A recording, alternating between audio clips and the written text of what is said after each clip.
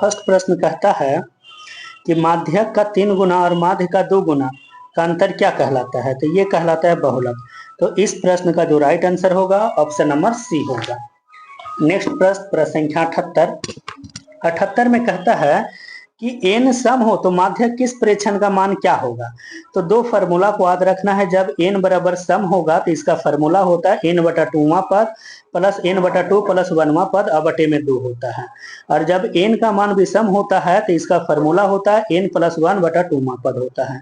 तो इस प्रश्न का जो राइट आंसर होगा ऑप्शन नंबर आपका सी होगा। ये जो 2 लिखा गया है ये 2 के ही जगह आपको बना दिया गया है, औसत लिख दिया गया है। नेक्स्ट प्रश्न है प्रश्न संख्या 79 में कहता है n विषम हो तो माध्यक किस प्रेक्षण का मान होता है?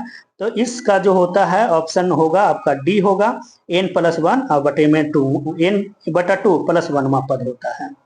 नेक्स्ट प्रश्न संख्या जो है 80 में कहता है किसी बंटन के माध्यिका विचारों को किस क्रम में सजाने पर ठीक होता है?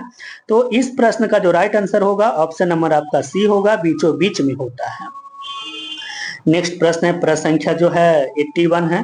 81 में कहता है कि किसी बंटन में यदि माध्यिका का मान 35 है, माध्यिका का मान 35 हो तो x का मान क्या होगा? तो सबसे पहले इसमें आप n का मान काउंट कीजिए कि n का मान कितना है। तो 1 2 3 4 5 6 7 8 9 10, n का मान जो है आपका 10 दिया गया है। तो 10 कैसी संख्या है? तो ये है आपका सम संख्या है। और सम संख्या का जब होता है n का मान सम संख्या तो माध्यक निकालने का फॉर्मूला क्या बताए हैं कि माध्यक बराबर होता है n बटा 2वां पद प्लस n बटा 2 अब प्लस 1वां पद अब बटे में होता है इसका 2 होता है। तो देखिए सबसे पहले आपको क्या करना पड़ेगा, जो आपको बंटन में जो संख्या दिया गया इसको या तो आप बढ़ते क्रम में सजाइए या तो घटते क्रम में। लेकिन जब भी इस तरीका का प्रश्न होगा या तो x पूछेगा चाहे y होगा तो ये आपको एक क्रम में सजा के दे देता है। तो आइए n के जगह हम लोग इसमें रख देते हैं। n के जगह कितना रखे? 10 रखते हैं। तो 10 बटा 2 प्लस 10 बटा 2 और प्लस 1 बटे में कितना होगा? 2 होगा। और देखिए माध्यक का मान आपको 35 दे दिया गया तो माध्यक की जगह आप 35 लिखिए।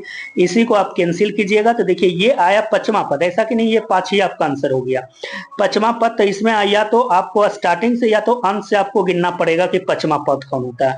तो इसमें देखिए स्टार्टिंग से गिन रहे तो 5वां पद कौन होगा? तो 34 होगा। 35 इक्वल में रहने दीजिए 34 प्लस ये हुआ 5 और एक कितना हुआ 6, तो छठा पद कितना आपका हो गया? तो ये x हो गया। तो प्लस में x और बटे में कितना हो गया? 2 हो गया है। अब आप इसी को हल कीजिए।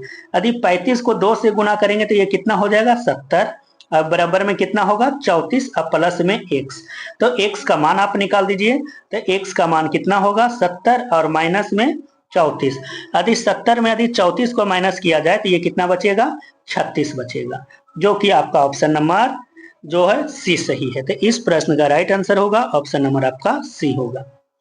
नेक्स्ट प्रश्न जो है 82 कहता है पहली 6 अभाज्य संख्याओं की माध्यिका इनमें से कौन होगी? तो पहली 6 अभाज्य संख्या बोल रहा है। अभाज्य संख्या सबसे छोटी अभाज्य संख्या जो होती है 2 होता है। 2 के बाद ये 3 होगा, 3 के बाद ये 5 होगा, 5 के बाद 7 होगा और 7 के बाद ये आपका 11 होगा और 11 के बाद ये 13 होगा। तो देखिए अभाज्य संख्या हम लोग वैसी संख्या को कहते हैं कि जिसका गुणनखंड केवल 2 हो, केवल जो है 2 होना चाहिए। यदि आपको लग रहा है कि एक भी होगा अभाज्य संख्या तो एक जो है अभाज्य संख्या नहीं है। कारण इसका क्या है कि अभाज्य संख्या जो ये एक जो है केवल स्वयं से कटेगा या तो एक से कटेगा, इसी कारण से एक को हम लोग अभाज्य संख्या नहीं कहते हैं। तो ये इसमें जो है 6 संख्या की बात कहा था तो 6 संख्या हो गया। अब कहा इसका माध्यिका क्या होगा? तो जब n का मान इसमें आया है आपका क्या है? n का मान तो आपका 6 है और 6 कैसी संख्या हो गया? ये हो गया आपका सम संख्या। तो सम संख्या का फॉर्मूला क्या कहता है? n बटा 2वां पद, तो 6 बटा 2वां पद प्लस 6 बटा 2 प्लस 1वां पद अब बटे में क्या होता है? तो 2 होता है। तो इसी को यदि आप कैंसिल कीजिएगा तो ये 3 आएगा और ये 3 आएगा। तो देखिए कि इसका तीसरा पद क्या हुआ? तो तीसरा पद इसका 5 है तो यहाँ 5 लिखिए और 3 और 1 4, इसका चौथा पद कितना आ जाएगा? 7 होगा। तो 7 अब बटे में कितना हुआ? 2। तो 5 और 7 कितना हुआ? ये हुआ 12 अब बटे में 2 कैंसिल कीजिएगा तो कितना होगा 6 होगा, जो कि आपका ऑप्शन नंबर बी सही होगा। नेक्स्ट प्रश्न है प्रश्न संख्या 83 में कहता है कि यदि 10 विचार इस प्रकार क्रम में 39, 42, 48, 50, x, x प्लस 2, 72, 78, 84, 95 सजे हो तो x का मान क्या होगा, जबकि माध्यिका का मान कितना दे दिया गया है, n दे दिया गया है, सॉरी 63 दिया गया। तो आप सबसे पहले n का मान काउंट कीजिए कि n आपका सम है या विषम है। तो काउंट कीजिए 1, 2, 3, 4, 5, 6, 7, 8, 9, 10। एन का मान कितना हो गया आपका, तो ये हो गया एन का मान आपका हो गया है 10 हो गया। और जब एन का मान ये 10 हो गया है तो इसमें आप देखिए कि सम संख्या के बराबर सिखाएं n बटा 2वां पद, तो ये 10 बटा 2वां पद प्लस क्या होगा 10 बटा 2 प्लस 1वां पद, और इसी का बटा में क्या होता है 2 होता है। ये फॉर्मूला होता है आपका माध्यक के बराबर में।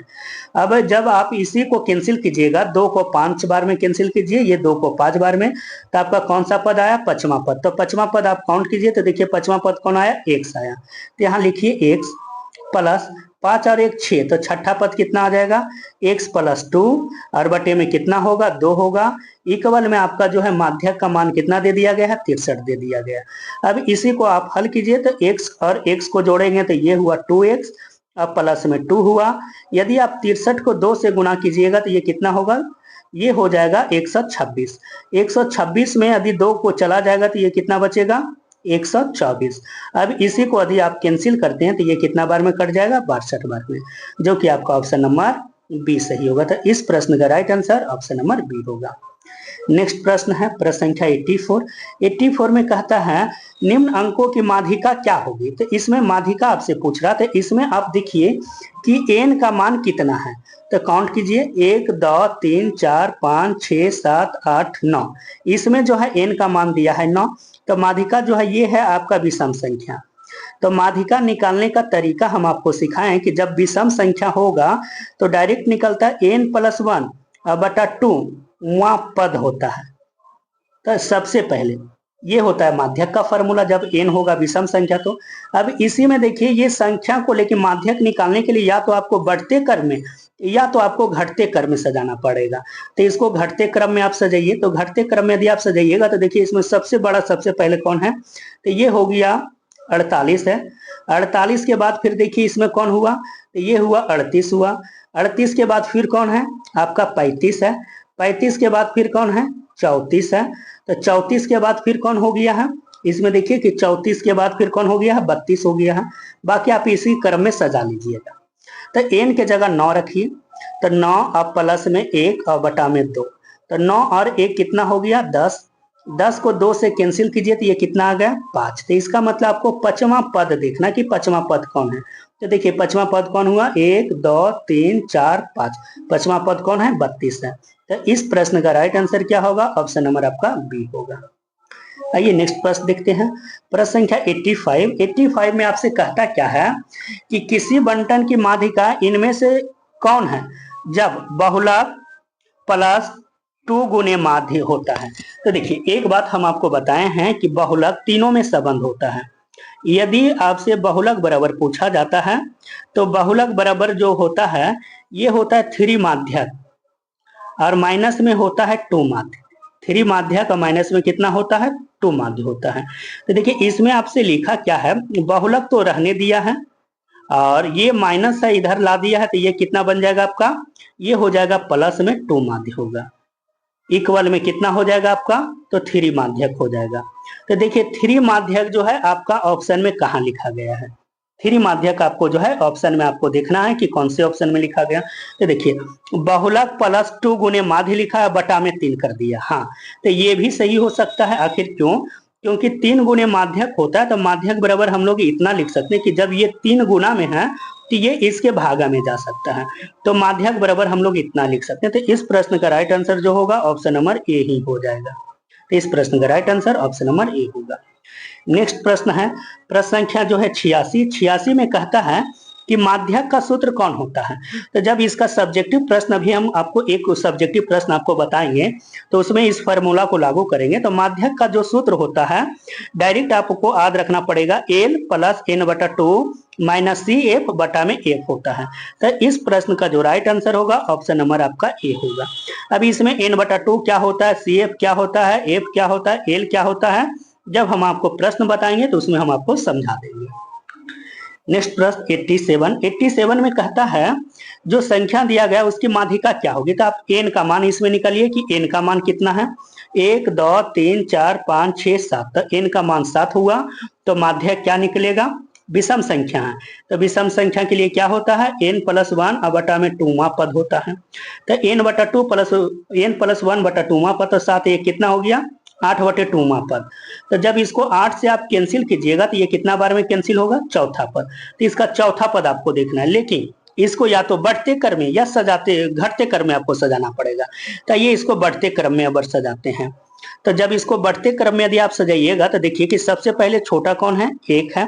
1 के बाद कौन हुआ, 2 हुआ। 2 के बाद कौन है, 3 है। 3 के बाद 4 है। 4 के बाद कौन हुआ, 5 हुआ। 5 के बाद 6 है, और 6 के बाद क्या हुआ, 7 हुआ। तो इसका चौथा पद देखिए, तो चौथा पद कौन सा आया, 4 आया। तो इस प्रश्न का राइट आंसर क्या होगा, ऑप्शन नंबर सी होगा। प्रश्न संख्या 88 है। 88 में कहता है जो संख्या दिया गया उसकी माध्यिका क्या होगी। तो इसमें n का मान काउंट कीजिए कि n का मान कितना है। तो n का मान जब देखिएगा तो 1 2 3 4 5 6, n का मान 6 है। अबर जो है सम संख्या है, तो सम संख्या का तो हम आपको फॉर्मूला बता दिए हैं कि ये सम संख्या का क्या होता है, सम संख्या का फॉर्मूला होता है n बटा 2वां पद प्लस n बटा 2 अब प्लस में क्या होता है 1वां पद, अब बटे में क्या होता है, 2 होता है, बटे में 2 होता है। तो इस पर जो है n के जगह आपको 6 रख देना है, तो 6 बटा 2 हो जाएगा। प्लस में 6 बटा 2 प्लस 1वां पद हो जाएगा, और बटे में कितना हो जाएगा, तो ये हो जाएगा आपका 2 हो जाएगा।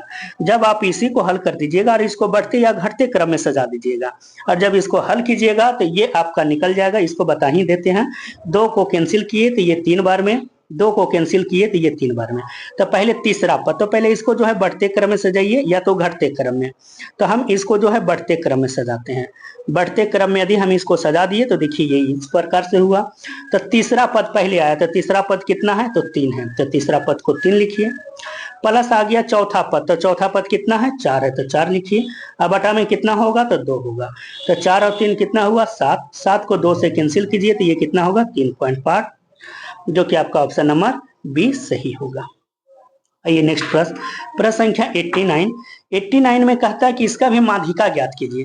तो इसमें जो है n का मान आप लोग निकालिए। तो n का मान देखिए कितना है, 1 2 3 4 5 है।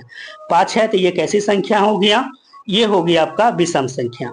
अब जब ये विषम संख्या हो गया है तो इसका डायरेक्ट आप फॉर्मूला रख दीजिए, n प्लस 1 बटा 2वां पद। तो जब विषम संख्या हो गया तो n प्लस 1 बटा में 2वां पद हो गया है। तो जब ये हो गया तो n का मान देखिए कितना आपको 5 है, तो n के जगह आप 5 रख दीजिए। तो 5 और प्लस में 1 बटे में 2, तो ये कितना आ जाएगा, 6 बटे में 2 कैंसिल हो गया, ये हो गया आपका तीसरा पद हो गया। ना कि ये आपका 3 आंसर हो गया, ये तीसरा पद है। तो तीसरा पद इसको आप सजाइए, बढ़ते क्रम में सजाइए या घटते क्रम में। तो सजाते हैं इसको बढ़ते क्रम में, 2 3 4 5 और कितना होगा, 8 होगा। तो तीसरा पद देखिए कितना आया, 4 आया। तो इस प्रश्न का राइट आंसर ऑप्शन नंबर आपका बी होगा। नेक्स्ट प्रश्न है 90 में कहता है क्या है कि माध्यिका ज्ञात कीजिए। तो माध्यिका ज्ञात करने के लिए आपको जो है n का मान देखिए कि n का मान कितना है, 1 2 3 4 5। तो n का मान 5 है, तो ये विषम संख्या है। ये जो हो गया आपका विषम संख्या हो गया। और जब विषम संख्या हो गया तो विषम संख्या के फॉर्मूला इसमें रखिए और इसको आप हल कर दीजिए। तो जब इसको आप हल कीजिएगा तो इसका जो आंसर आएगा 5.5 होगा। आइए नेक्स्ट प्रश्न संख्या जो है 91 में देखते हैं। 91 में कहता है कि विचार कीजिए, निम्नलिखित के माध्यिका ज्ञात कीजिए। तो इसमें आप जो है देखिए कि इसमें जो है n का मान कितना है। तो n का मान जो है आप काउंट कीजिए कि n का मान इसमें कितना है, 1 2 3 4 5 6 7 8 9। n का मान 9 है, और 9 कैसी संख्या होती है, तो 9 होती है आपकी विषम संख्या। अब विषम संख्या है तो इसका माध्यक कह रहा है आपसे निकालने के लिए। तो डायरेक्ट इसका माध्यक जो है आप निकाल दीजिए, n प्लस 1 बटा में होता है 2वां पद। तो 9 और 1 कितना हो गया 10, तो 10 बटा 2वां पद कैंसिल कर दीजिए, कितना हो गया 5वां पद।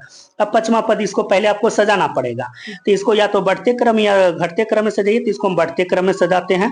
तो सबसे पहले 2 होगा, फिर से देखिए 1 2 है, तो 2 को भी लिखिए।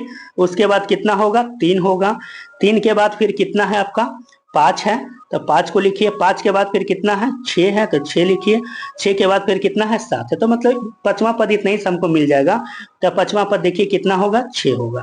तो इस प्रश्न का जो राइट आंसर क्या होगा, ऑप्शन नंबर डी होगा। आइए नेक्स्ट प्रश्न संख्या जो है 92 में है। 92 में कह रहा है कि इसका जो है माध्यक ज्ञात कीजिए। तो इसका माध्यक ज्ञात करने के लिए एन का मान आप काउंट कर लीजिए, कितना है 1 2 3 4 5 6 7 8 9 10। तो एन का मान 10 है, और 10 कैसी संख्या, सम संख्या। अब सम संख्या के फॉर्मूला पर यदि आप इसको बनाइएगा और इसी का आंसर यदि आप निकालिएगा, तो इसका आंसर जो निकलेगा 19 निकलेगा। तो इस प्रश्न का जो राइट आंसर होगा ऑप्शन नंबर आपका बी होगा। आइए 93 देखते हैं। 93 में आपसे क्या कहता है कि माध्यिका ज्ञात कीजिए। तो इसमें n का मान काउंट कीजिए, कितना है 1 2 3 4 5 6 7। n का मान 7 है, और 7 कैसी संख्या होती है, ये होती है विषम संख्या। तो जब ये विषम संख्या, तो विषम संख्या के फॉर्मूला पर इसको लागू कर देना है, और जब इसको विषम संख्या के फॉर्मूला पर लागू करके आप इसको हल कीजिएगा, तो इसका आंसर निकलेगा 75। तो इस प्रश्न के राइट आंसर ऑप्शन नंबर आपका डी होगा। आइए 94 में आपका कहता है कि माध्य माध्यक और बहुलक के बीच मूल संबंध क्या होता है। तो इसके बीच जो है आपसे पूछ रहा है कि इसका मूल संबंध क्या होता है। ये देखिए प्रश्न बहुत बार रिपीट किया है। तो इस प्रश्न का जो है आंसर हम आपको नहीं बताते हैं, आप लोग जो है इसका आंसर कमेंट बॉक्स में बताइएगा। आप लोग का जो है कमेंट हम देखेंगे। आइए नेक्स्ट प्रश्न देखते हैं 95 में कुछ जो है इसके बाद जो है लैंग्वेज आधारित आपका प्रश्न है। जैसे आपसे कहता है निम्नलिखित में कौन केंद्रीय प्रवृत्ति की माप नहीं है। तो माध्य भी केंद्रीय प्रवृत्ति की माप होती है, बहुलक भी होती है, और माध्यक भी होती है, मानक विचलन नहीं होता। तो इस प्रश्न का जो राइट आंसर होगा ऑप्शन नंबर आपका डी होगा। नेक्स्ट प्रश्न है प्रश्न संख्या 96 में कहता है कि त्वरण के माध्यम से माध्यक जानने के लिए इनमें से किसकी जरूरत होती है। तो इसमें से जो होती है या तो कम या तो अधिक त्वरण की जरूरी होती है। अब कम और अधिक त्वरण क्या होती है, एक आगे जो है आपको एक डायग्राम मिलेगा, उसमें हम आपको बेहतरीन ढंग से समझाएंगे। तो इस प्रश्न का राइट आंसर जो होगा आपका सी होगा। नेक्स्ट प्रश्न संख्या 97 में कहता है इनमें से किससे माध्यिका आलेखीय ढंग से ज्ञात कर सकते हैं, ये आपसे पूछ रहा। तो इस प्रश्न का जो राइट आलेखीय जब भी बात आपको कहा जाएगा, तो ये त्वरण के माध्यम से ही ज्ञात करते हैं। तो इस प्रश्न के राइट आंसर जो होगा ऑप्शन नंबर आपका सी होगा। नेक्स्ट प्रश्न है प्रश्न संख्या 98 में कहता है संचयी बारंबारता वक्र कहलाता है। संचयी बारंबारता जो वक्र कहलाती है, कैसी कहलाती है, तो ये त्वरण कहलाती है, त्वरण। तो इस प्रश्न का राइट आंसर जो होगा ऑप्शन नंबर आपका ए होगा। ये नेक्स्ट प्रश्न संख्या जो 99 में है, त्वरण खींचने के लिए वर्ग अंतराल कैसा होना चाहिए। तो त्वरण खींचने के लिए जो वर्ग अंतराल जो है ये होनी चाहिए, हर हमेशा अपवर्जी होनी चाहिए। तो इस प्रश्न का जो राइट आंसर होगा आपका ऑप्शन नंबर बी होगा। अब अंतिम प्रश्न की तरफ अब हम लोग बढ़ रहे हैं। इस प्रश्न में कहता है 100वां प्रश्न है। 100वां प्रश्न में कहता है इनमें से किसे आलेखीय विधि से ज्ञात नहीं ज्ञात किया जा सकता है। किसे आलेखीय विधि से ज्ञात नहीं किया जा सकता है, बहुलक को या माध्य को या माध्यिका को। तो इसमें आप ध्यान दीजिएगा कि माध्य को हम लोग आलेखीय विधि से ज्ञात नहीं कर सकते हैं। तो इस प्रश्न का जो राइट आंसर होगा ऑप्शन नंबर आपका बी होगा। नेक्स्ट प्रश्न कहता है अगर वर्ग अंतरालों की ऊपरी सीमा को एक अक्ष पर लेकर ग्राफ खींचा जाए तो यह त्वरण बनता है। इस प्रकार का त्वरण क्या कहलाता है। तो आपको यहीं से आपको बात को ध्यान रखना है कि जब ये आपका बोला जाए कि एक अक्ष पर लेकर ग्राफ खींचा जाए, तो ये जो भी बनेगा ये कम प्रकार की त्वरण बनता है। तो इस प्रश्न का राइट आंसर जो होगा आपका जो है ए होगा। नेक्स्ट प्रश्न संख्या कहता है त्वरण या बहुभुज खींचते समय संचयी बारंबारता किस अक्ष पर लेते हैं। तो संचयी बारंबारता जो ये लेते हैं, ये लेते हैं हम लोग वाई अक्ष पर लेते हैं। तो इस प्रश्न की राइट आंसर क्या होगा, ऑप्शन नंबर आपका ए होगा। नेक्स्ट प्रश्न संख्या 103 में कहता है अधिक बारंबारता वाले वक्र क्या कहलाते हैं। अधिक बारंबारता वाले वक्र ये क्या कहलाते हैं, तो ये कहलाते हैं बहुलक वर्ग कहलाते हैं। तो इस प्रश्न का जो आंसर होगा ऑप्शन नंबर ए होगा। 104 में कहता है किसी बारंबारता बंटन का बहुलक आलेख द्वारा निम्नलिखित में से किसे निर्धारित किया जा सकता है, किसे निर्धारित किया जा सकता है। तो ये प्रश्न तो फिर से रिपीट किया है, तो इस प्रश्न में आपको ध्यान रखना है कि इस प्रश्न का जो राइट आंसर होगा ऑप्शन नंबर आपका डी होगा, आयत चित्र को। ये प्रश्न संख्या जो है हम लोग देखते हैं 105। 105 में कहता है कि एक अक्ष पर दो प्रकार के त्वरण खींचने पर दोनों एक दूसरे को किसी बिंदु पर प्रतिच्छेद करते हैं। इस प्रतिच्छेद बिंदु एक्स अक्ष पर लंब खींचा जाता है। यह लंब क्षैतिज अक्ष को जहां काटता है उस आंकड़ों को क्या कहते हैं। तो उस आंकड़ों को जो है हम लोग माध्यिका कहते हैं। तो इस प्रश्न का राइट आंसर ऑप्शन नंबर आपका सी होगा। आइए देखिए, आपका जो त्वरण की बात हो रहा था यहाँ पर आपका क्लियर होगा। त्वरण प्रश्न संख्या जो है 106 में कहता है कि चित्र में किस प्रकार का त्वरण दिखाया गया। तो देखिए, अभी जो आपका ऑब्जेक्टिव आया था कि ये होता है आपका वाई अक्ष होता है, ये आपका होता है एक्स अक्ष।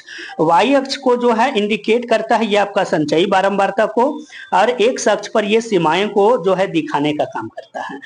तो यदि आपसे पूछा जाए कि इस प्रकार से डायग्राम देखिए, ये धीरे धीरे देखिएगा तो ये डायग्राम आगे की ओर बढ़ता जा रहा है। आगे की ओर कहने का मतलब बाएं से दाएं की ओर और ऊपर की ओर बढ़ता जा रहा है। तो ये किस प्रकार का है। तो जब इस प्रकार का आपको डायग्राम दिखाई पड़े तो ये होता है कम प्रकार का त्वरण होता है। तो इस प्रश्न की राइट आंसर जो होगा ऑप्शन नंबर आपका ए होगा। और यदि एक्स अक्ष और वाई अक्ष को मिला देगा तो ये होगा आपका अधिक प्रकार की त्वरण होगा। जैसे प्रश्न संख्या 107 में है। 107 में कहता है चित्र में किस प्रकार के त्वरण को दिखाया गया। देखिए, एक्स अक्ष और वाई अक्ष को मिला दिया गया है, तो ये जो भी होगा आपका अधिक प्रकार का त्वरण होगा। ये किस प्रकार के त्वरण होगा, तो ये अधिक प्रकार का। तो इस प्रश्न का राइट आंसर क्या होगा, ऑप्शन नंबर आपका बी होगा। यहाँ पर जो होता है आपका ऑब्जेक्टिव पार्ट होता है समाप्त। अब जो है हम लोग माध्य जो पढ़े हैं ऑब्जेक्टिव, और जो हम लोग पढ़े स्टार्ट किए थे माध्यक का, और जो हम लोग स्टार्ट किए थे बहुलक का, ये तीनों पर हम आपको जो है सब्जेक्टिव प्रश्न जो है एक एक बताने का काम करते हैं। आप लोग बारीकी से समझिएगा और आप लोग बताइएगा कि ये कैसा लगा है। आप लोग कमेंट बॉक्स में बताइएगा।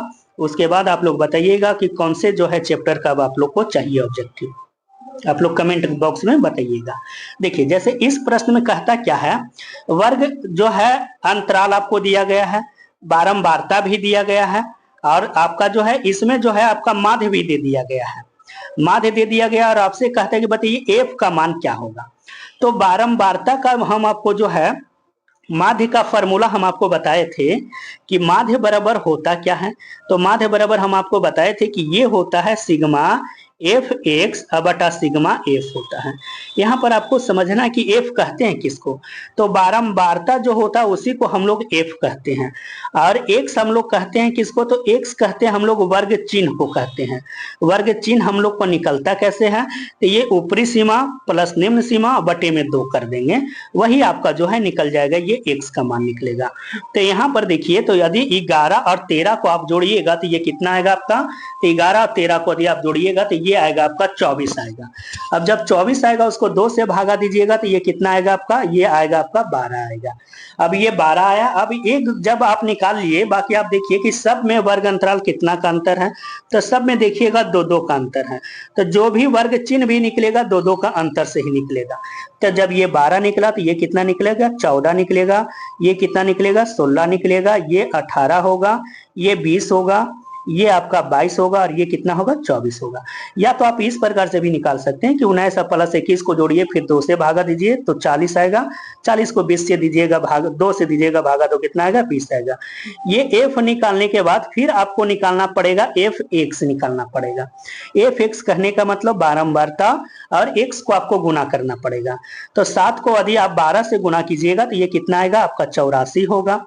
फिर यदि 6 को 14 से गुना कीजिएगा तो ये भी कितना होगा, 84 होगा।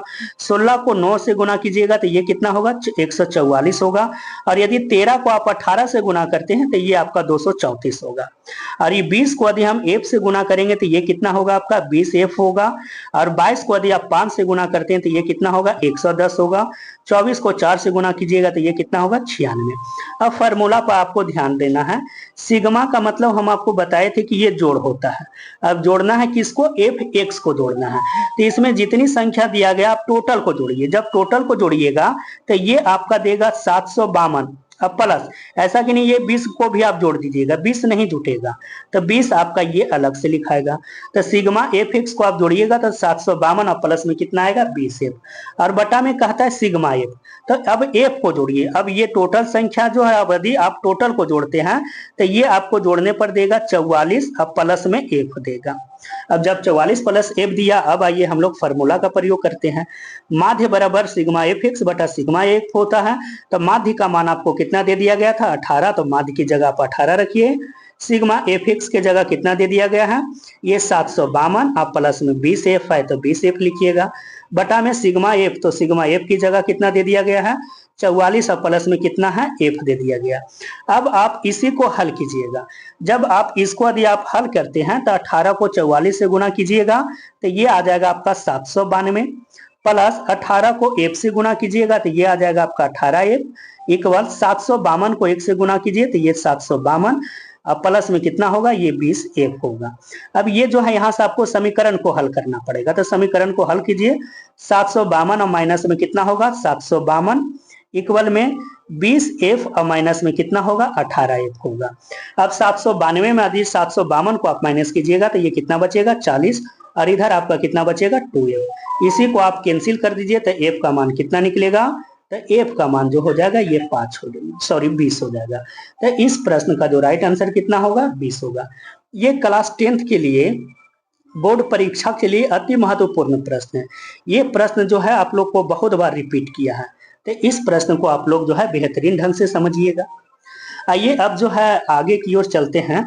आगे जो है आपका मिलता है, ये मिलता है माध्यक पर। अब माध्यक का भी बात अब हम लोग एक प्रश्न समझ लेते हैं। माध्यक में देखिए कहता क्या है, वर्ग अंतराल आपको दे दिया गया है, बारंबारता दे दिया गया। तो आपको ध्यान रखना कि बारंबारता को ही हम लोग एफ के नाम से जानते हैं। तो ये तो आपका बारंबारता भी दे दिया गया है। तो अब यहां से आपको निकालना क्या पड़ेगा, सबसे पहले निकालना पड़ेगा आपको संचयी बारंबारता। तो संचयी बारंबारता आप निकालिएगा कैसे, संचयी बारंबारता को ही हम लोग सी एफ से लिखते हैं। आप यहाँ पर ध्यान देने दीजिएगा कि संचयी बारंबारता को ही हम लोग जो फॉर्मूला में अप्लाई कर रहे थे सी एफ, ये संचयी बारंबारता को ही हम लोग लिखते हैं। अब संचयी बारंबारता निकालने का तरीका क्या होता है इस बात को आप समझिएगा। संचयी बारंबारता निकालने के लिए आपसे कहता है कि जो संख्या सबसे पहले बारंबारता में है वही आपकी होगा संचयी बारंबारता। तो 2 को आप लिख दीजिए, फिर आप संख्या को जोड़ते जाइए। जैसे 2 को 3 से जोड़िएगा तो ये 5 होगा, 5 को यदि आप 8 से जोड़िएगा तो ये 13 होगा, 13 को 6 से जोड़िएगा तो 19 होगा, 19 को 6 से जोड़िएगा तो ये कितना होगा आपका 25 होगा, 25 को यदि 3 से जोड़िएगा तो ये कितना होगा 28 होगा, 28 को 2 से जोड़िएगा तो ये कितना होगा 30 होगा। तो ये आपका हो गया संचयी बारंबारता। अब यदि आपको जांच करना है कि संचयी बारंबारता आपका सही है या गलत है, तो उसका जांच करने का तरीका क्या होता है, आप ये बारंबारता को सीधा जोड़ दीजिए, और जब ये टोटल बारंबारता को जोड़िएगा तो ये भी देखिएगा आपका 30 आएगा। और देखिएगा इसका जो संचयी बारंबारता निकले इसके अंतिम पद से ये मिलता है कि नहीं, जब ये मिल गया तो आपका संचयी बारंबारता सही है। अब हम लोग चलते हैं फॉर्मूला की तरफ कि माध्यक निकालने का फॉर्मूला क्या होता है। तो माध्यक निकालने का फॉर्मूला होता क्या है, ये होता है एल प्लस एन बटा 2 माइनस सी एफ बटा में एफ गुने में होता है एच। अब आपको सारी बात को समझना है। एन बटा 2 अब आपको सबसे पहले समझना है। तो एन बटा 2 कहने का मतलब एन हम लोग जो कहते हैं बारंबारता को जो जोड़े हैं उसी को कहते हैं। तो बारंबारता जोड़ने पर कितना आया, एन का मान 30 आया। लेकिन हमसे जो है फॉर्मूला में पूछता है एन बटा 2, तो इसके बटा में 2 कीजिए तो इसके बटा में भी 2 कीजिएगा तो ये कितना निकलेगा 15 निकला।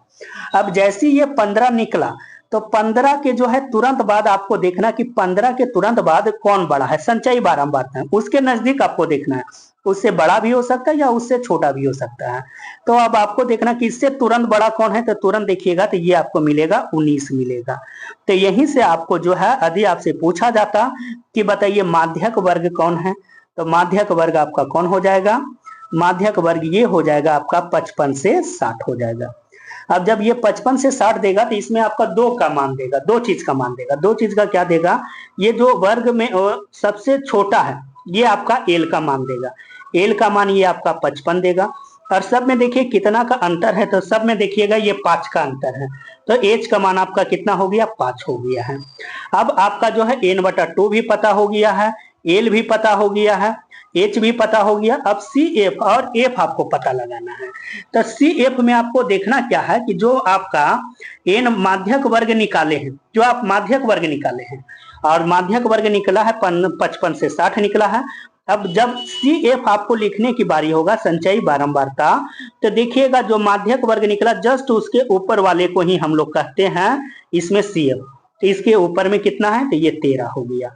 अब ये 13 हो गया। अब जो है एफ आपका बचता है। एफ हम लोग कहते हैं किसको, जो माध्यक वर्ग निकला उसी के सामने वाले को ही बारंबारता में देखेंगे तो वही आपका एफ का मान दे देगा। तो एफ का मान कितना हो गया, ये आपका हो गया है 6 हो गया है। अब जब सारी बात आपको पता चल गया तो अब आइए टोटल जो है हम लोग फार्मूला पर रखते हैं। फार्मूला कहता क्या है, एल कहता है, तो एल के जगह कितना निकाले हैं 55, प्लस में कहता है एन बटा 2, तो एन बटा 2 के जगह कितना निकाले हैं 15, माइनस में कहता है सी एफ, तो सी एफ के जगह कितना है 13, अब बटा में कहता है एफ, तो एफ के जगह कितना लिखे हैं 6, अब गुणे में क्या कहता है एच, तो एच के जगह आपका कितना है 5 है।